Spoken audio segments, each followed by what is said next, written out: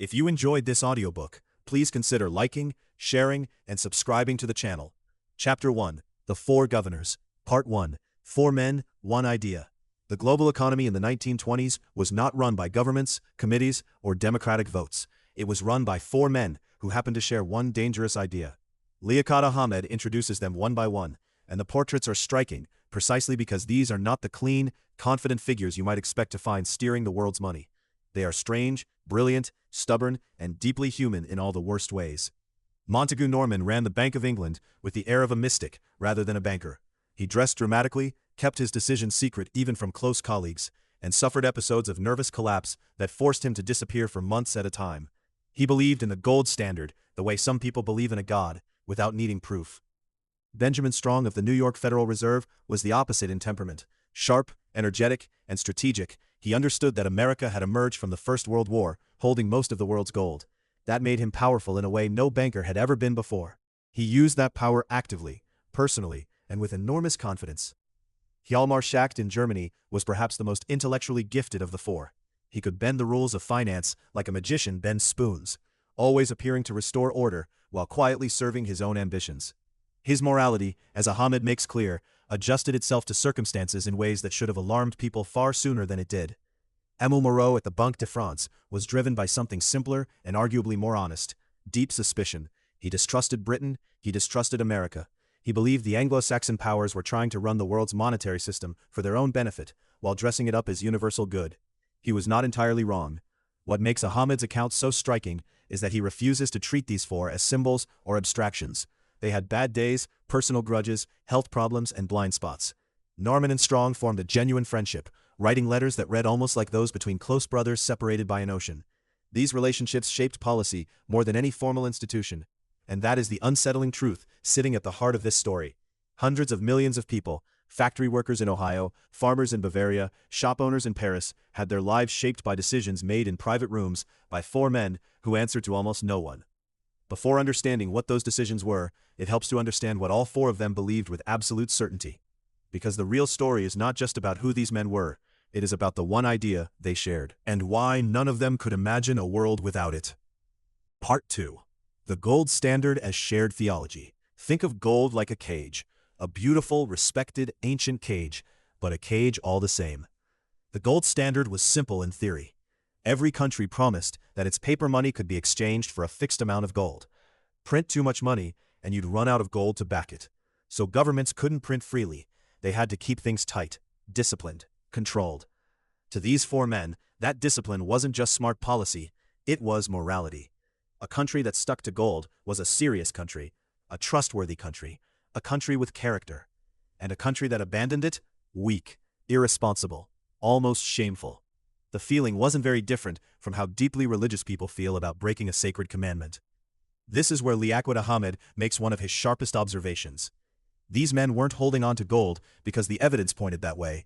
They held on to it because they had grown up in a world where it was simply assumed to be correct. It was the air they breathed, the water they swam in.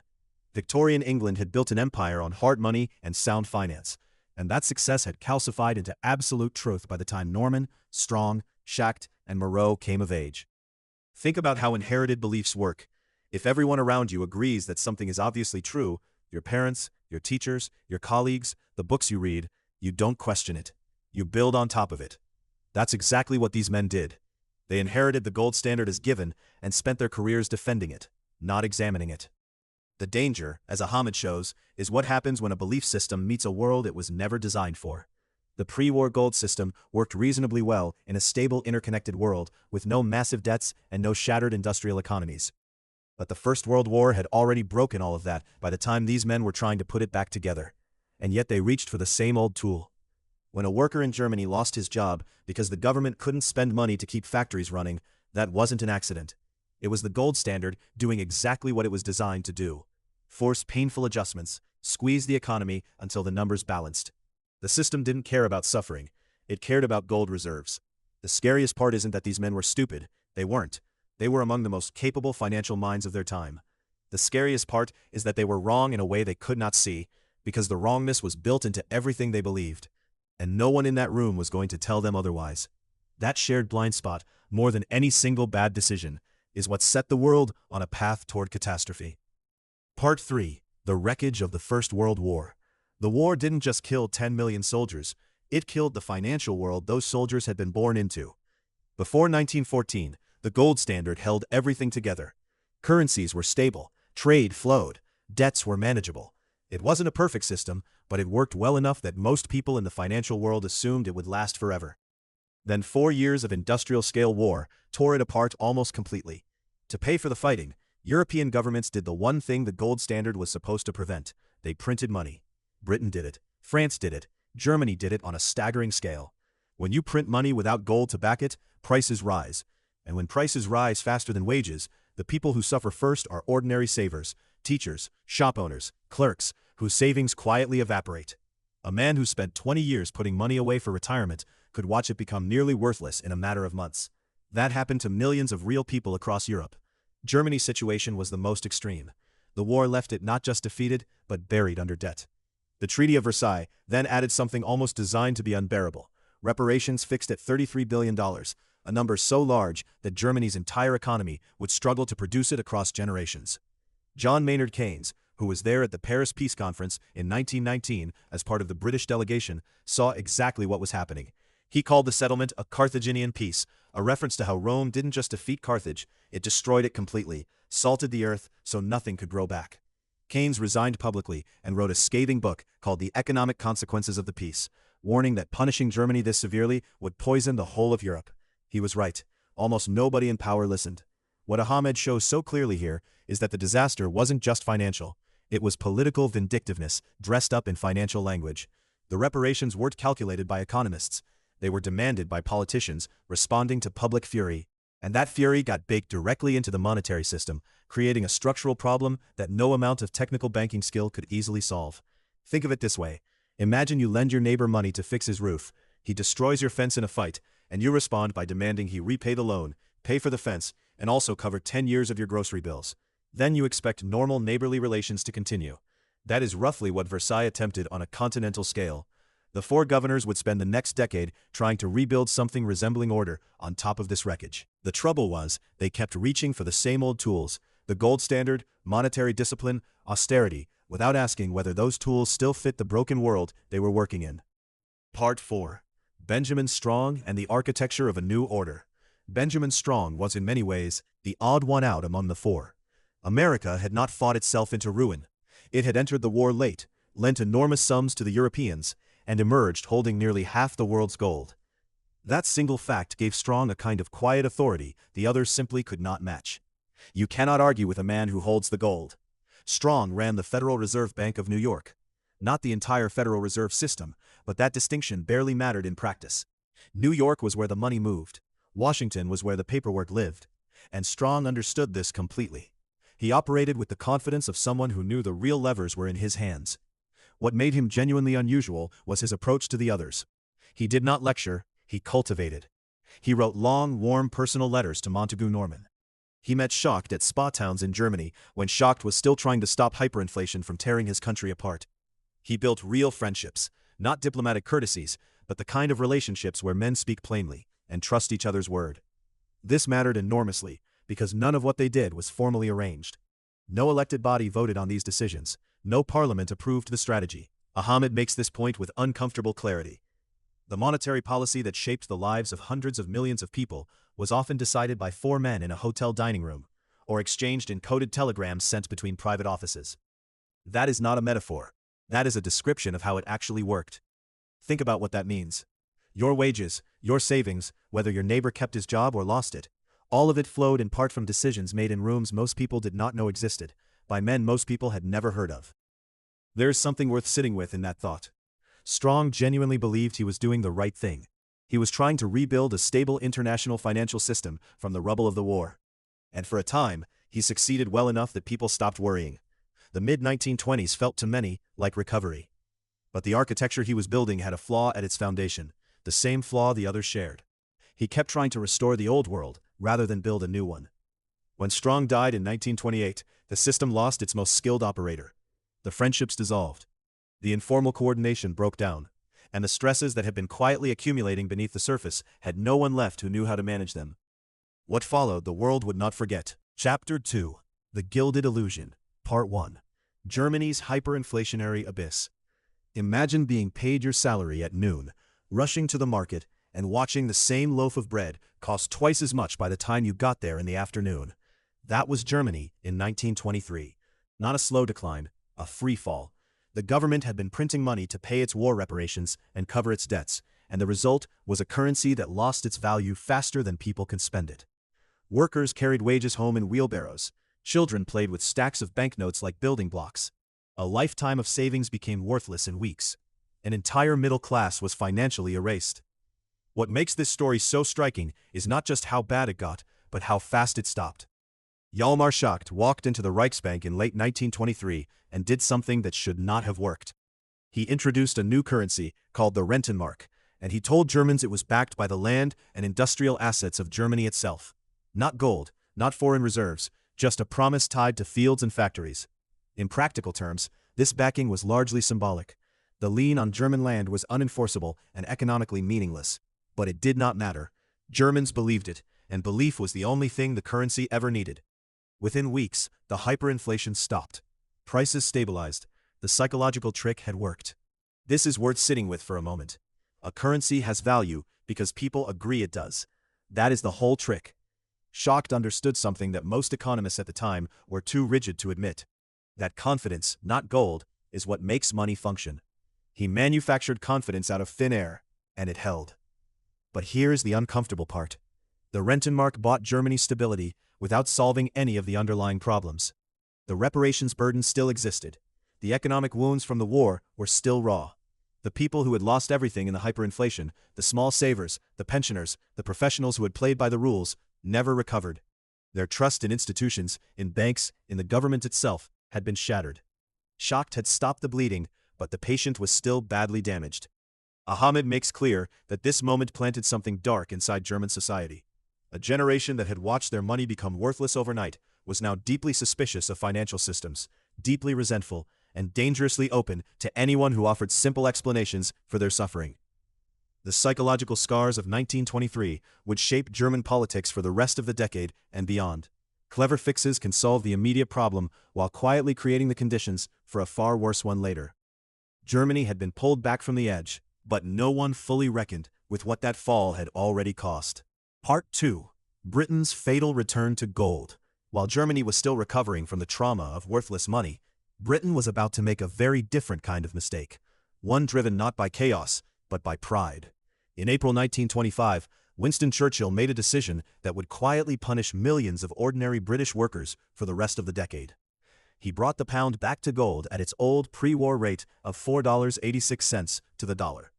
On paper, it looked like a restoration of strength and order. In practice, it was like forcing a man who had lost 30 pounds to wear his old suit and insisting it still fit perfectly. The problem was simple. Britain had gone through a brutal war. Its economy had shrunk, its costs had risen, and its currency had weakened. Setting the pound back at its 1914 value meant the pound was now priced too high compared to what Britain could actually produce and sell. British goods became expensive for the rest of the world to buy.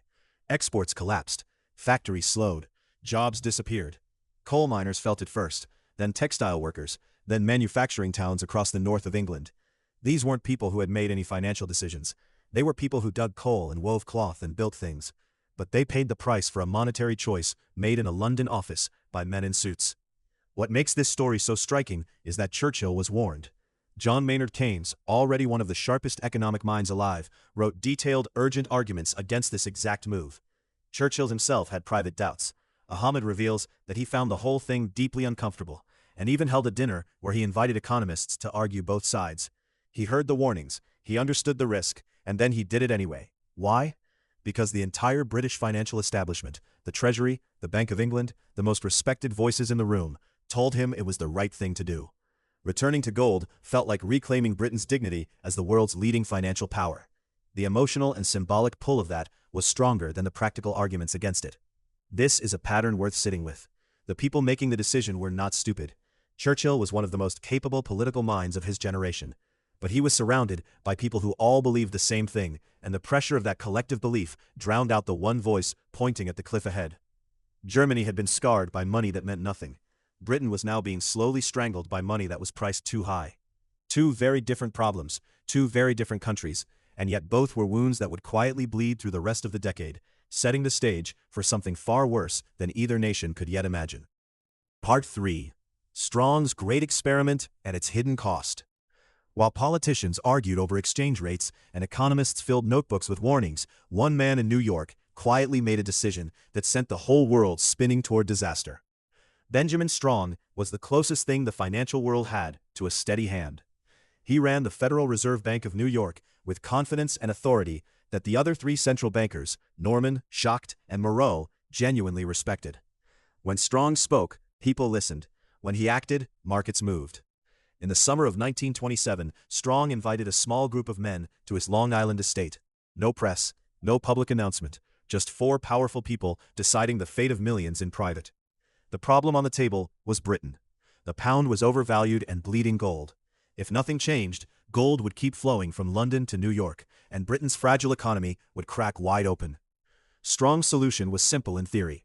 Cut American interest rates. Make it less attractive to park money in New York. Keep the gold in London. Save the pound, save Norman, save the whole arrangement. The problem was that America did not need cheaper money. The economy was already running hot. Factories were busy. Wages were rising. Stock prices were climbing. Pumping cheap credit into a system that was already full was like pouring fuel onto a fire and hoping it would just keep things warm. The money did not go into factories or farms or sensible investments. It poured into Wall Street. Ordinary people borrowed to buy stocks. Brokers lent money they barely had. Stock prices climbed to heights that made no rational sense. A company's stock would double, not because the company earned more, but because people believed it would double. That belief alone was enough, until it wasn't. Strong never saw what he had helped build. He died of tuberculosis in October 1928, just months before the market peaked and then collapsed. He left behind no one with his experience, his relationships, or his ability to command a room and make hard decisions fast. The Federal Reserve, at the single most dangerous moment in its history, was suddenly without its most capable person. Think about what that means. You build an entire system around one person's judgment, and then that person is gone. There is no plan, no obvious replacement, just a committee of smaller men staring at a gathering storm and arguing about procedures. Strong's rate cut bought Britain a little time and cost America dearly. It was a trade that looked reasonable from one angle and catastrophic from another. The prosperity that followed felt real. The new cars, the rising portfolios, the electric optimism of a country convinced it had solved poverty forever. All of it was real enough to touch. None of it was built to last. Part 4. The roar before the silence. And that is perhaps the strangest part of the whole story. The people who should have known better didn't, or wouldn't. By 1928, the signs were everywhere. Florida real estate had already collapsed after a hurricane exposed the madness of buying swamp plots sight unseen. Radio Corporation of America, a company that had never paid a single dividend, was trading at prices that assumed it would one day own the future. It probably would, but not at those prices, and not that soon. People were buying shares on margin, meaning they put down as little as 10 cents for every dollar of stock. If the price dropped even slightly, they owed money they didn't have. And yet the mood was electric. Ordinary Americans, factory workers, shop owners, school teachers, were opening brokerage accounts for the first time. Everyone had a tip. Everyone had a story of a cousin who doubled his money in 3 months. The stock market had gone from being a rich man's game to a national obsession, and the winds felt too consistent to be luck. What made this era so dangerous wasn't just greed. It was the story people told themselves about the greed. They called it progress. They said the economy had entered a new phase where the old rules about value and risk simply didn't apply anymore. Irving Fisher, one of the most respected economists in America, declared in October 1929, days before the crash, that stocks had reached a permanently high plateau. He lost most of his personal fortune shortly after. The four central bankers are interesting to watch here because they weren't idiots. They had seen bubbles before. Norman had watched markets overheat. Schacht understood the psychology of financial panic better than almost anyone alive. Strong had spent years keeping American credit markets from spinning out of control. But Strong was dead. Norman was distracted and exhausted. Schacht was increasingly at odds with his own government. And the Federal Reserve, now without Strong's steady hand, was paralyzed by internal disagreement about whether to act at all. There is a particular kind of danger in prosperity. Poverty makes people cautious. Prosperity makes them feel clever. When things are going well for long enough, people stop asking why. They just assume they deserve it. The late 20s were not a failure of information. The data was there. The warnings existed. Keynes had written them down in plain English. The problem was that nobody wanted to read warnings when the ticker tape kept printing good news. The silence that followed the roar didn't arrive because no one saw it coming. It arrived because seeing it coming was deeply unpopular. And popularity, not truth, was setting the agenda. Chapter 3. Avalanche, Part 1. The Crash and the First Fatal Misdiagnosis. The crash arrived in October 1929, like a wall collapsing in slow motion, and the people in charge watched it fall and did nothing, on purpose. Black Thursday and Black Tuesday wiped out billions in paper wealth within days. Factories were still standing. Workers still wanted jobs. Crops still grew. Nothing physical had changed. But the men running the Federal Reserve decided this was actually fine, necessary even. The boom years had been reckless, and now the market was cleaning itself up. Let it. Benjamin Strong was gone by then, dead in 1928. The new Fed leadership lacked his confidence and his instinct for decisive action. Without him, there was no one willing to push hard in the other direction, so they stepped back and watched. Treasury Secretary Andrew Mellon put it plainly. He told President Hoover to liquidate labor, liquidate stocks, liquidate the farmers, liquidate real estate. Purge the rottenness from the system. Let the weak fail. Let the pain run its course. This sounds monstrous now, but Liaquat Ahamed is careful to show it wasn't pure cruelty. Mellon and the men around him genuinely believed in what they were saying. They had a doctrine, old, established and taught in serious universities, that said depressions were medicine. Bitter, yes, but necessary. If you tried to stop the pain early, you only made the sickness last longer. Think of it like this. Imagine you had a fever, and your doctor told you not to take anything for it. Let the fever burn, he said. Your body is fighting something. Medicine will only interfere. That was the philosophy. Except the fever was already at 104 and climbing. What the Fed and Mellon missed, what almost everyone missed in 1929 and 1930, was that this was not a normal correction. This was not the economy shaking off a hangover. This was the beginning of something that would kill banks by the hundreds, throw a quarter of Americans out of work, and spread ruin across 3 continents.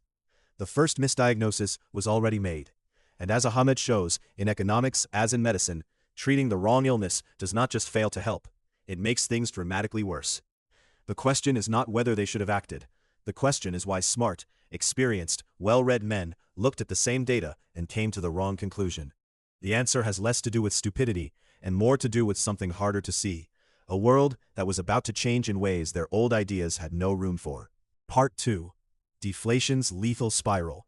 What happens when falling prices feel like good news but are actually a slow poison, killing the entire economy from the inside? When prices drop a little, it seems fine. Things cost less. Your money goes further. But when prices fall month after month, something terrible happens to debt. A farmer who borrowed $1,000 to buy equipment still owes $1,000, but now his crops sell for half what they used to. His debt did not shrink. His income did. The loan that once felt manageable now feels like a boulder around his neck. This is the debt deflation trap. And once it starts, it feeds itself. The farmer cannot pay. The bank takes a loss. The bank, now nervous, calls in loans from other borrowers who are perfectly fine. Those borrowers sell whatever they own to raise cash.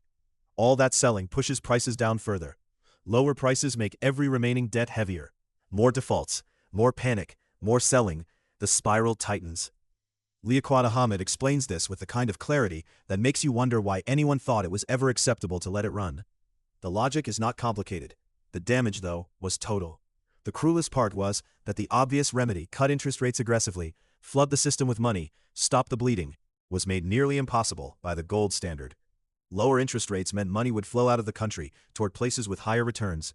That meant losing gold. And losing gold meant breaking the one rule every central banker in 1930 treated as sacred. The system had no exit built into it for a crisis of this size. So the spiral ran unchecked. Between 1929 and 1933, 1 in every 3 American banks closed its doors for good. Industrial output was cut in half.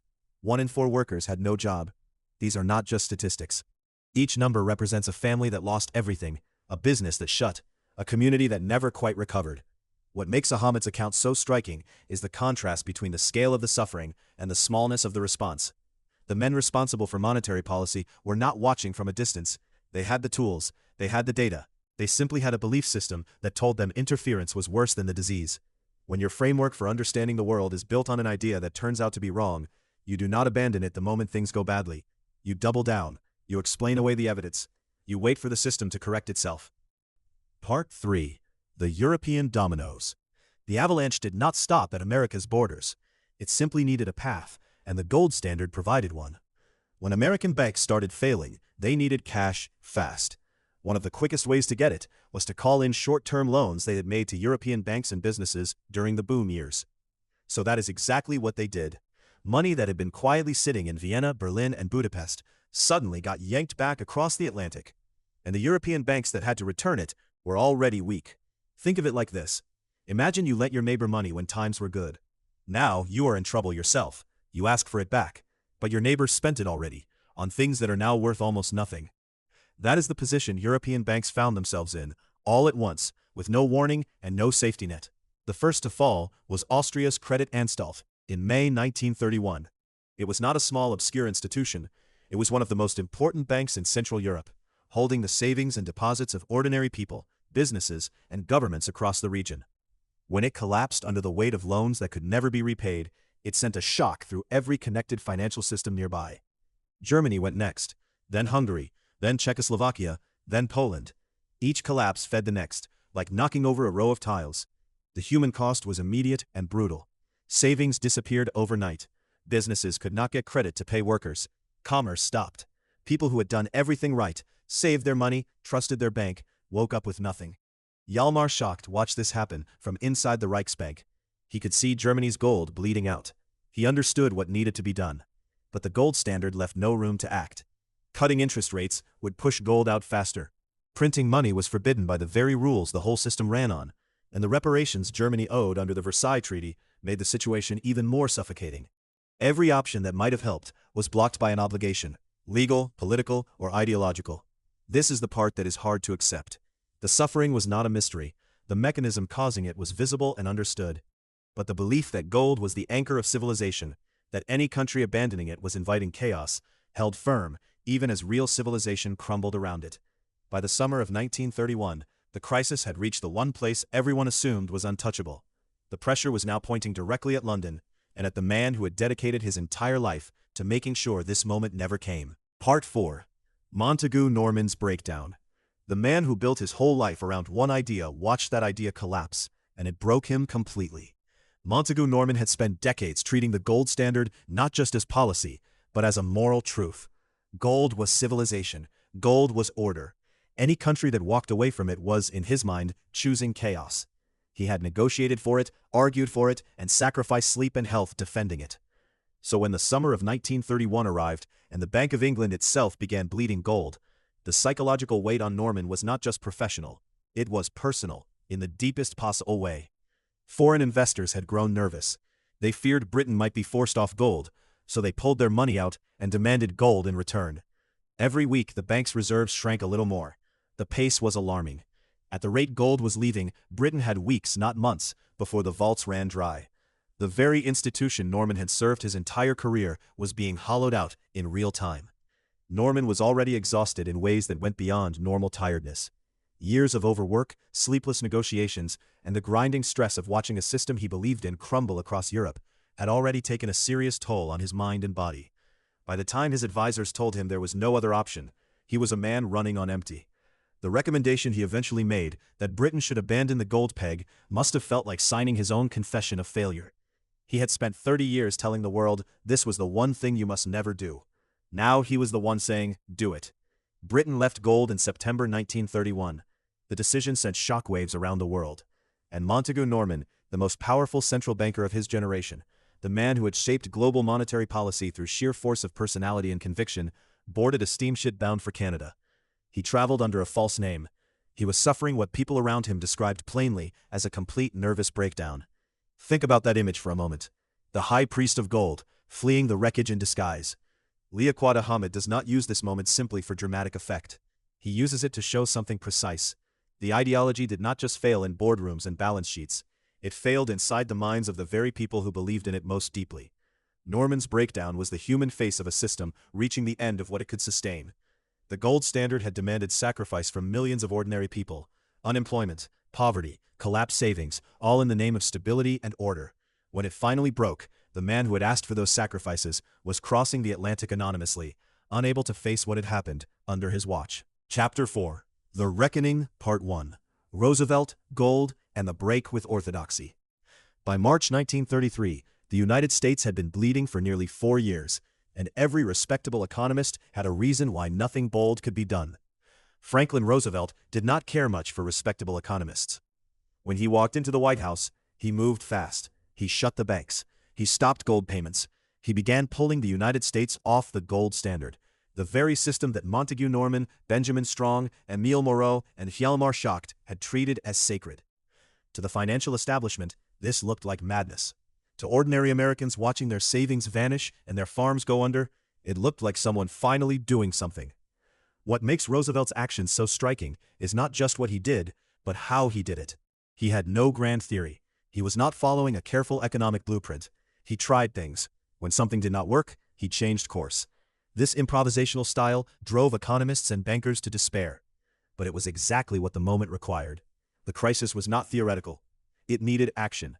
The 4 central bankers, by contrast, had spent a decade frozen in reverence for a system that was destroying the people it was supposed to protect.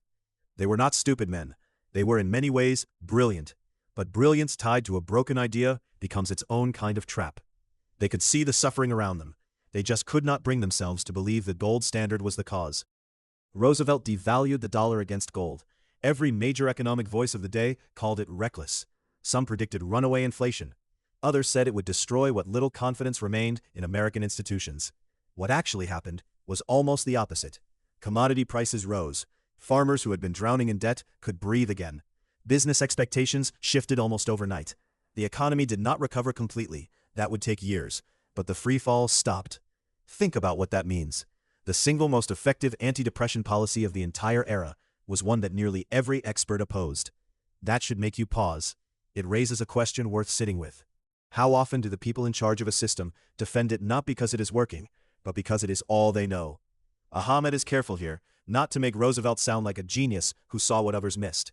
The point is almost the reverse. Roosevelt succeeded partly because he was not captured by the orthodoxy. He had no deep personal commitment to the gold standard. Abandoning it cost him nothing intellectually. For Norman and the others, abandoning it meant admitting that the framework they had devoted their careers to defending had been wrong and had caused immense harm. That is a hard thing for any person to face. But the cost of their reluctance was paid by millions of people who never sat in those private rooms. Part 2. Schacht's Faustian Bargain. Schacht is the character in this story who makes you genuinely uncomfortable, because he was brilliant and he knew exactly what he was doing. When Hitler came to power in early 1933, Schacht stepped forward. He did not stumble into the role. He accepted it. As the newly reappointed president of the Reichsbank, he became the man who figured out how to pay for a war machine that Germany, by treaty and by poverty, was not supposed to have. The device he invented was called the Mefo bill. Think of it this way. Imagine you owe money, but you do not want anyone to see how much you are spending. So you create a fake company, one that exists only on paper, and you use it to issue IOUs. Suppliers accept those IOUs as payment. The IOUs circulate like money, but none of it appears on any official record. That's what Schacht did. The fake company was called Metallurgische Forschungsgesellschaft. The bills it issued financed tanks, warplanes, and artillery. And the whole thing was hidden from foreign eyes who might have raised alarms or demanded repayment. It worked. That's the disturbing part. Germany rearmed at extraordinary speed, and the outside world had almost no idea how it was being paid for. Liaquat Ahamed treats Schacht with a kind of cold precision in this section of the book. He does not dismiss him as a villain and move on. He takes the time to show how a man of genuine intelligence can talk himself into almost anything, one small step at a time. Schacht told himself he was serving Germany's recovery. He told himself he was a moderating force. He told himself that staying inside the machinery gave him influence he would lose by walking away. Does that reasoning sound familiar? It should. People use it every day in every kind of institution.